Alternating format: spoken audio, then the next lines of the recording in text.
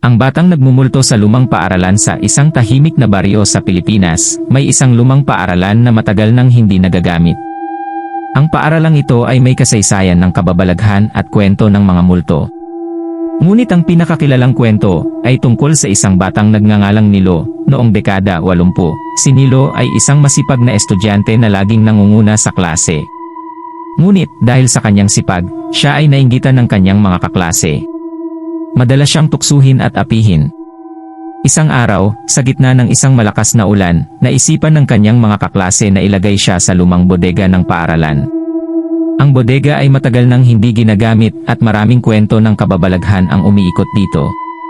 Si Nilo ay iniwan sa bodega at napagdesisyonan ng kanyang mga kaklase na bumalik kinabukasan upang kunin siya. Ngunit, kinabukasan, nang bumalik sila sa bodega, wala na si Nilo. Ang tanging nakita nila ay ang kanyang lumang sapatos, at ang kanyang bag. Wala nang nakakita kay Nilo simula noon. Ang kwento ay kumalat sa buong baryo, at ang paaralan ay nagsimulang mawalan ng mga estudyante, hanggang sa tuluyan itong magsara. Ilang taon ang lumipas, at ang paaralan ay nagmistulang abandonadong gusali. Isang gabi, 3 binata ang nagpasya na subukan ang kanilang tapang at pumasok sa lumang paaralan.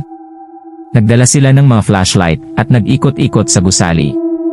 Habang naglalakad, naririnig nila ang mga kaluskos na parang may sumusunod sa kanila. Napagdesisyonan nilang pumunta sa lumang bodega kung saan nawala si Nilo. Pagdating nila sa bodega, napansin nila ang isang lumang sapatos na tila naiwan doon ng matagal. Bigla nilang narinig ang isang batang umiiyak. Ang iyak ay palakas ng palakas hanggang sa makita nila ang isang batang nakatalikod na nakaupo sa sulok ng bodega.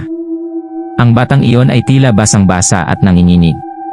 Tinawag nila ito, "Nilo, ikaw ba yan?" Ngunit hindi sumagot ang bata. Lumapit ang isa sa mga binata at tinapik ang balikat ng bata.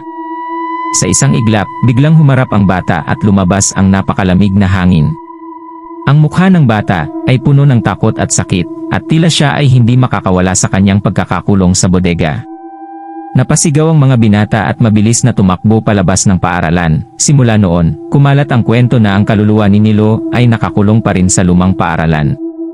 Sinasabing tuwing gabi, naririnig pa rin ang kanyang iyak at ang kanyang pakiusap na mailabas mula sa bodega. Ang sinumang magtatangkang pumasok sa paaralang iyon sa gabi ay maaaring hindi na muling makalabas. Kaya sa mga nagnanais na subukan ang kanilang tapang, mag-ingat sa lumang paaralan. Baka ang susunod na marinig mo ay ang iyak ni Nilo, at baka ikaw na ang susunod na hindi makalabas mula sa bodega.